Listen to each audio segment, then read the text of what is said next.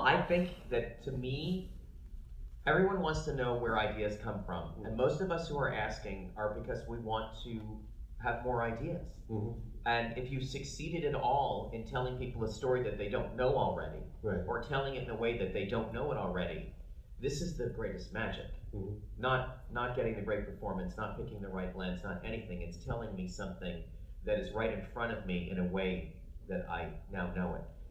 And the inspiration, they're always like, because the writers, we'd ask each other, how did you think of that? Where did that come from? You know, I don't know. I had a dream. I was in the shower. I overheard a piece of conversation, and it just became that.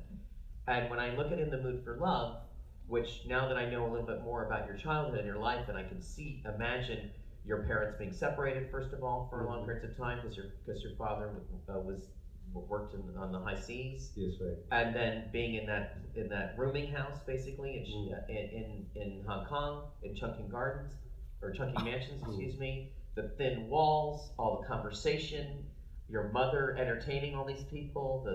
You've got hookers in there. You described your childhood as Fellini-esque, the Fellini-esque characters. So now I go back and remember the rice cooker, and I was like, I think that. And we can finish with this if you want to, and you can take as long as you want to tell it, but I'm going to stop talking so you can. I just say that the evolution of an idea, and to me, it was an example of saying, like, people want to know what brilliance is. This is what brilliance is. Not to give too much of a drum roll to the story. You set up a very high platform. For me, it is. It is. No, actually, it's happened like that because the original idea of In the Mood for Love,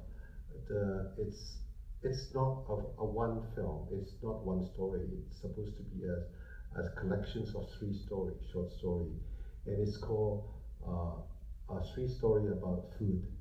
And the reasons I want to make these films is I'm thinking like, well, I'm not very interested telling like, well, how to cook the food or dishes.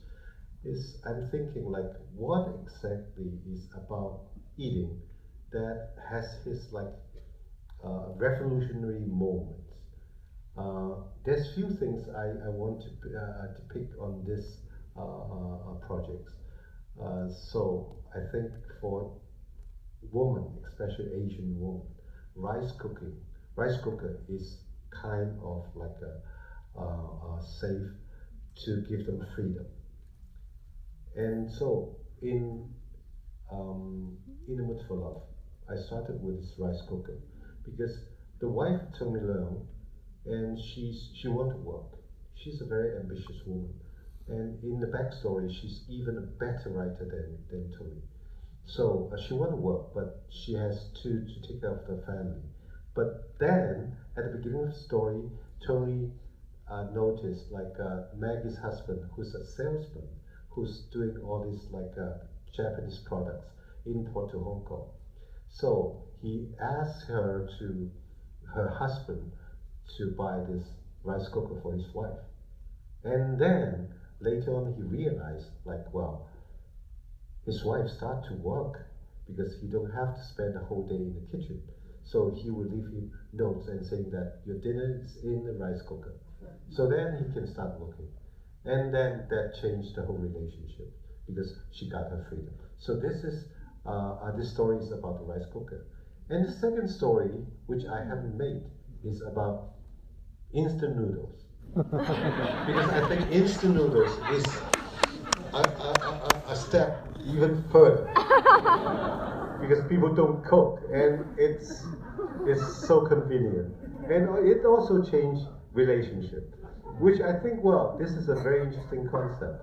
And I don't think that's brilliant, but it's something that I think that I think it is brilliant. I think the idea that it took so long to cook rice and was such a full occupation that basically was equal to the birth control pill. Yes, right. That having a rice cooker meant that a woman did not have to do that all day.